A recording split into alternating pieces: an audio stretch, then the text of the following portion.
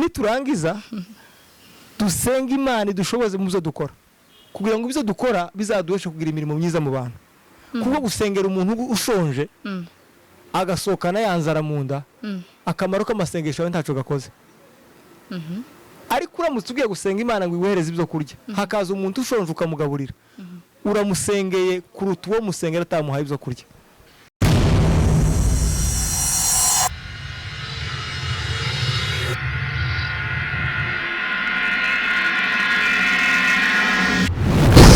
Shalom nshuti namwe bakunzi ba Empower TV ndabaramukijeho muri hose nizere ko muguwe neza mu banyu no mu vyanyu nkuko mubibona rero turi ahantu heza cane kuri Boulevard de l'Iprona restaurant bar dos aho benshi bita kwa Sogo.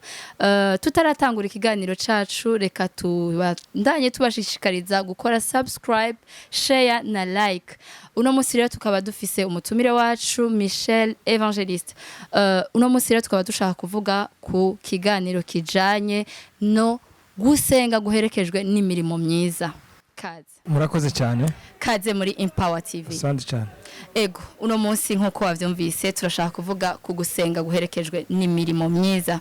Mbega gusenga niki, imirimo myiza niki? Gusenga ndabisobanura mu majambo makeya. Gusenga ijambo rya mbere no kuganira n'Imana. Ijambo rya kabiri gusenga ku mukristo no guhumeka. Kuryo umuntu ahumeka ari muzima no ku mukristo agomba gusenga niko guhumeka ku mukristo. Ego.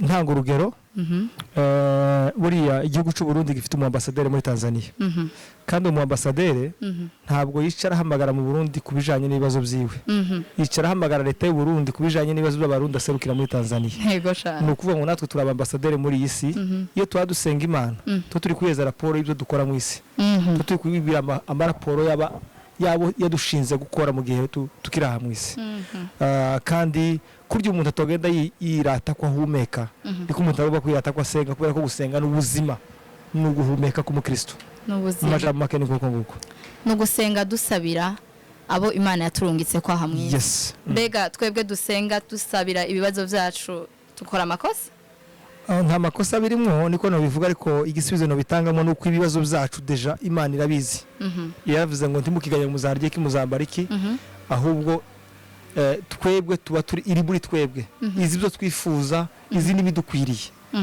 burya niyo turasaba cyane twebwe dusaba amafuti ariko Imana ndibizi bidukwiriye. Yego cyane. Rero c'est pourquoi Imana ndikunda cyane umuntu wisaba ibyiwe ikunda umuntu usabira abandi kuko igiye gusubiza abandi ibe izingira ibyabo mu byawe. Yego. Hama bihuriye he gusenga n'imirimo myiza? Gusenga n'ubuzima kandi n'imirimo myiza n'ubuzima bw'umukristo. Ariko itandukaniro ryo gusenga n'imirimo no kuvuga ngo ikimenyesha abantu gusenga n'umusaruro w'amasengesho kandi umusaruro w'amasengesho ni imirimo ukora. Imirimo rero n'umusaruro w'amasengesho y'umuntu.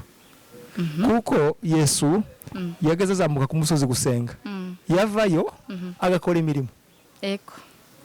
Yesu ntabwo yigeze asengera mu bantu ahubwo yakoreye imirimo mu bantu avuye gusenga ahantu. Rero iyo usenga cyane ukagaragaza imirimo mikeya gusenga kwawe ndikuba gufite imbaraga ariko ikitugaragaza imbaraga zo gusenga ziri muri wewe n'umusaruro w'imirimo ukura mu gusenga wasenze. Cyane cyane ikigutera gukora suko wabikeneye nuko wabisengeye.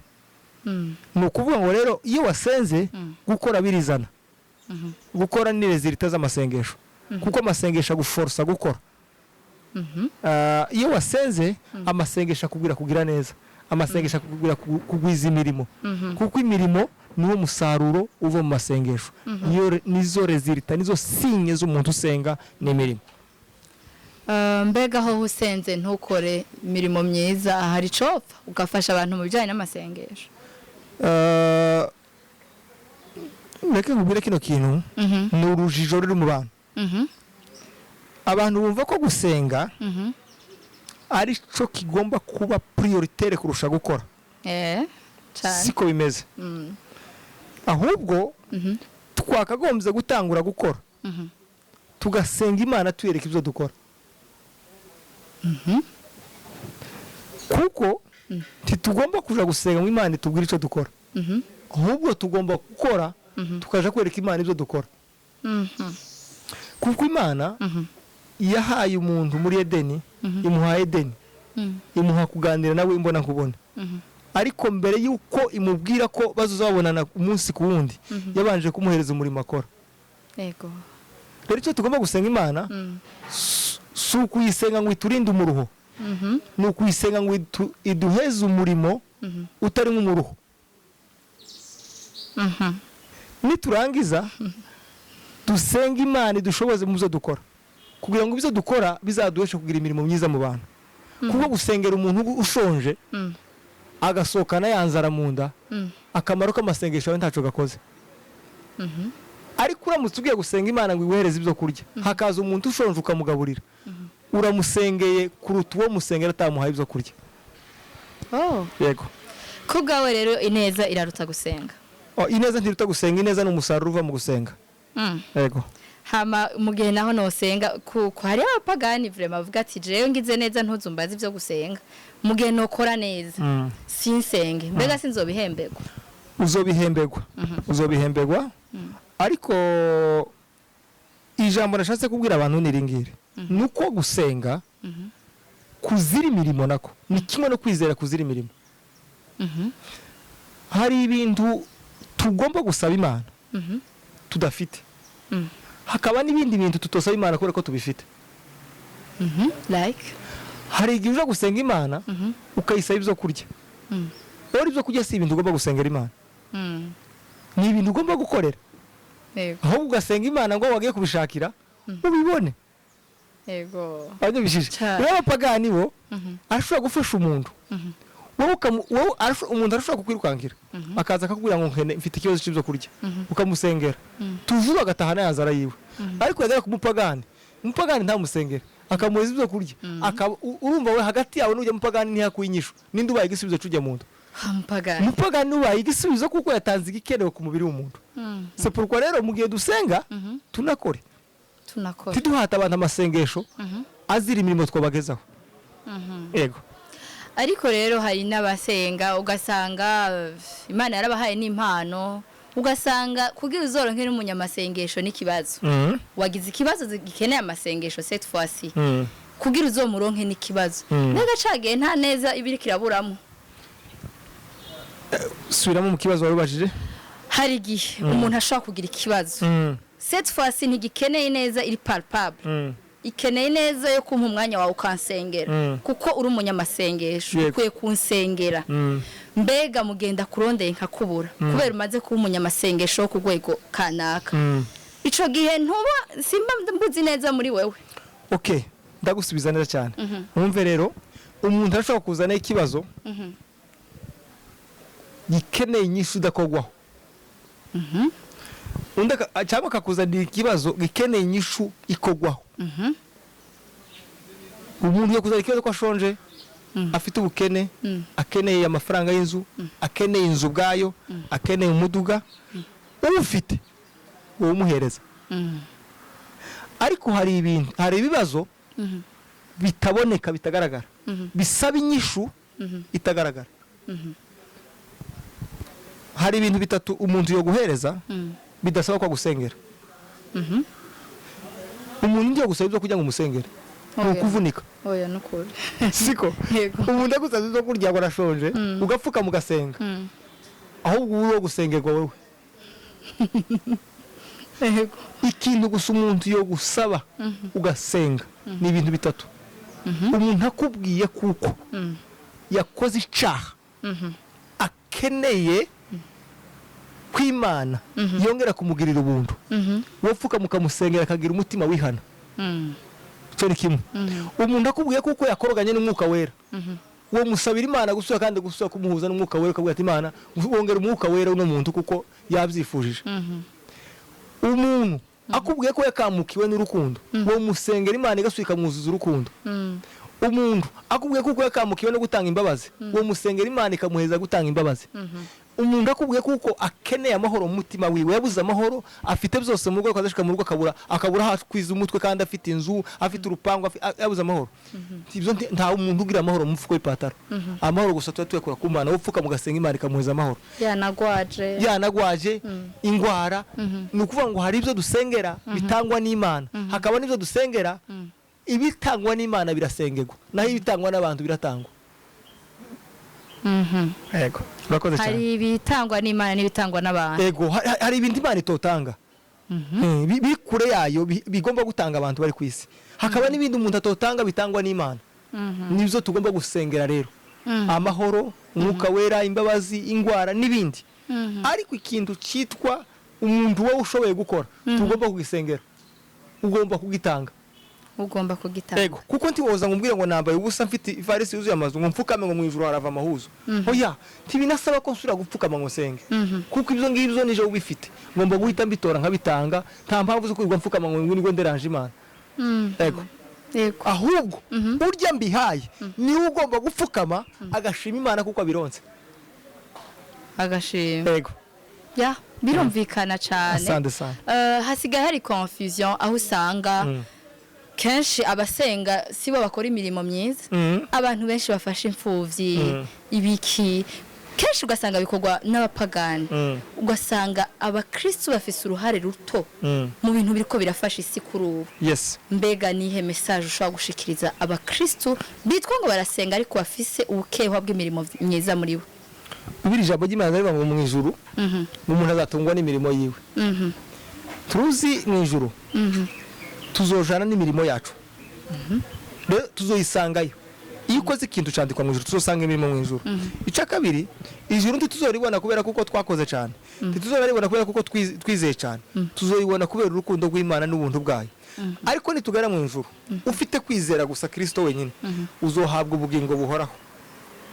Ariko nugenda mu ijuru ufite kwizera buherekejwe n'imirimo, uzohabwa ubugingo buhoraho, uhabwe n'amakamba y'imirimo yawe. Imana ntizokwima ijuru ngo nuko udafite imirimo. Izoriguhereza kubera kuko ufite kwizera, kubera kuko wizeye umwana wayo, kubera ko kizaguhaye. Ariko ntizokwambika amakamba ntacu wakoze. Kandi birikaba ngo tuzotungwa n'imirimo yacu. Rero imirimo utakoreye mu isi sinzi kizo gutunga mu ijuru utarakoze mu isi.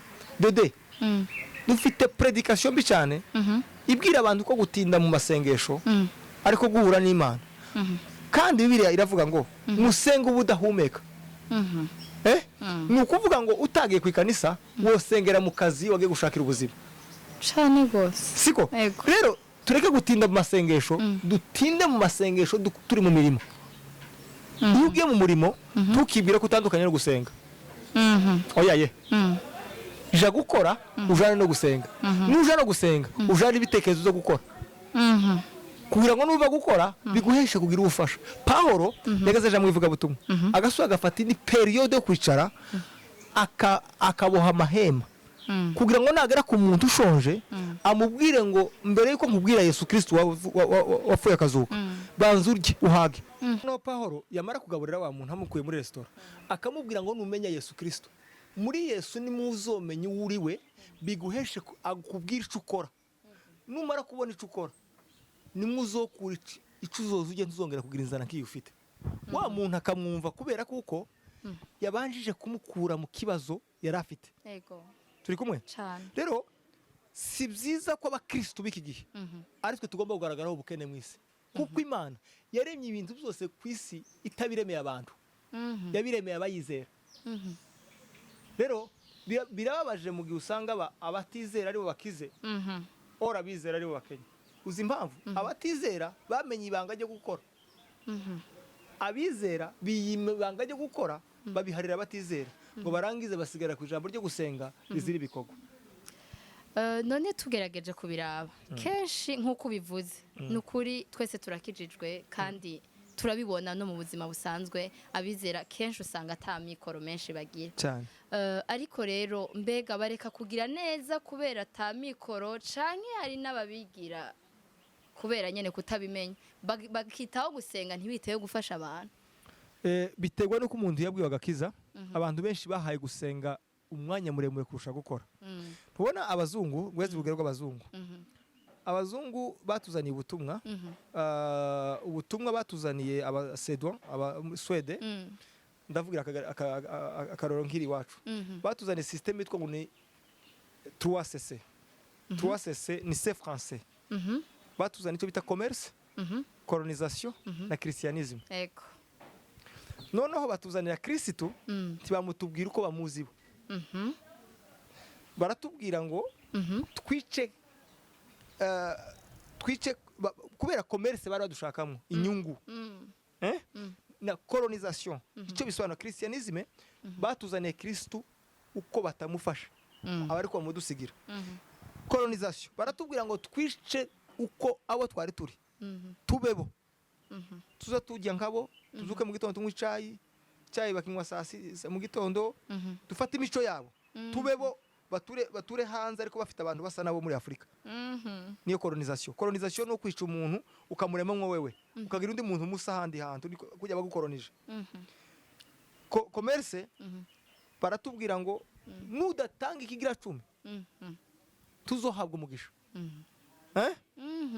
aho nyene nudatanga ikigira 10 tuzohabwa umugisha ugasanga abantu bitaho ugasanga umuntu rero arengeje amafaranga yugaburira umwana saa sita ayatwaye mu ikanisa yatanze ikigira 10 ngo aribwo ahabwa umugisha nta yatanze kubera kuko yahawe umugisha ayatanze nk'umutego kugira ngo aze kuwuhabwa siko none ugasanga verse biblique bazidusobanura uko zitari twebwe baratubwira ngo mwenye imani atayishikwa imani yake umuntu akaja mu cyumba cy'amasengesho indwi gahera ingari gashira ata ari mu cyumba cy'amasengesho uzahasenga ariko niyinga akabura n'isabune kumesa yahuzuye ari mu mahombe kandi imana yasenza ari imana kuko imana tiyo kwemera ko uyisenga Yesu yabwiye abigishwa arababwira ngo nimuza musenga muze mu data twese turi mu ijuru ubwami ngo aje kurangiza aravuga ngo amena arababwira ngo muze mutanga amena muje gushaka icyo murya muje mu mirimo mutahe musanga abagore n'abana habeho umwanya wo gukora n'umwanya wo kunsenga mu mutima iyo uri muri mu kazi warangiza abazungu baratubwira abirabura ngo mwenye imani atayishikwa imani yake ariko ibo basigara kuri verse ivuga ngo udakora ntakagire gute ntakarye nicyo gituma usanga abazungu bakora cyane bagasenga buke ariko bagera imbere y'Imana bakajana amashimwe y'ibyo bakuye mu kazi twebwe abirabura tugasenga cyane tugakora buke twagera imbere y'Imana tukajana amaganya imbere y'Imana c'est pourquoi rero gukora no gusenga birakurikirana hagomba kubaho gusenga biduhesha gukora kugira ngo tunagwize n'imirimo muzo dusenga Ego. Nibyo cyane. Reka rero ndagushimire Michel. Reka ndagushimire ariko mbere yuko turangiza ndifuza ko ugira ijambo rimwe ushikirije abariko baradukurikirana kuri uno munsi ukavuga uti en tant que abakretien bamenye Imana ni gutya bakwiye kujanisha gusenga kwabo n'imirimo myiza. Donc nk'urufunguruzo rwo kugira neza nk'abakozi b'Imana canke abamenye Imana. Yes. Biragoye ko umuntu usenga adakora yogira imirimo myiza. Biragoye. Umuntu usenga ntiyogira imirimo myiza. Kandi biragoye ko umuntu ashobora gukora imirimo myiza adafite umwuka wo gusenga. Kuko ni ukoze imirimo myiza, ni icyo mwita imirimo myiza niki? Ni imirimo waheshejwe nuko wasenze. Niyo mirimo myiza. Ariko ibindi byose ukora bitavuye mu guhabwa mu revelation y'Imana. Iyo mirimo niyo nta cyo kumara. Duzi nk'imirimo wavuze ngo bapagani. Mupagani ntakora neza kubera kuko yabitahujwe n'Imana. Akora neza gusa kubera atanga gusa kubera ko afite amahera. Kantange. Ariko nta mutima w'Imana wimusukumiye. Ariko umukristo afite opportunity y'ibintu bibiri. Kuko yasenze Imana akanakora z'impamvu akoze. Kuko zabihemberwa mu ijuru. No mupagani gusa aratanga ataza hazobisanga. Ariko umukristo atangaza aho azabisanga. Kandi tugomba gutanga nk'ababashira Imana mu ideni. Tugomba gutanga nk'abimana yashize mu ideni. Oh yes. Cyane. Tugomba gutanga nk'ababwira Imana ngo ndore ndakoze rizomfasha. Tugomba gukora nk'ababwira Imana ngo ndore ndakoze kubera kuko ejo wamfashije. Icya kabiri. Tugakangurira urubyiruko rwacu rw'abakristo bakino gihe abantu kwisi bumva runo rurimi. Gukora dusenga mugani wa perezida wa umuisi yaravuze ngo mukore musenga kandi musenge mukora. Birababaje gusanga umuntu ari kubyinira Imana gutambira Imana kandi Imana ikere ko tuyitambira dufite isuku twambaye neza. Birababaje kubona umuntu atamba akavicuya yaje guturira Imana akayiturira amafaranga 100 kandi yambaye impuzu z'amafaranga 200. Pourquoi? Azi kuko gukorera Imana biva muco yahawe ari ugasanga yerera Imana umusaruro tikingana n'icimana imwerera umusaruro. C'est pourquoi ibikorwa byacu bigomba kuremera bingana nuko masengesho yacu aremereye uko turemera mu masengesho ariko n'ibikorwa biremera. Imana ibahize umugisha mwinshi. Urakoze cyane, reka tugushimire mutumire wacu no munsi uko turemera mu masengesho ariko turemera no mu mirimo myiza. Murakoze cyane abadukurikiranye. Iracari Empower TV, twizere ko mubandanya mudukurikirana, mubandanye mukora subscribe, share na like naho ubutaha. Murakoze.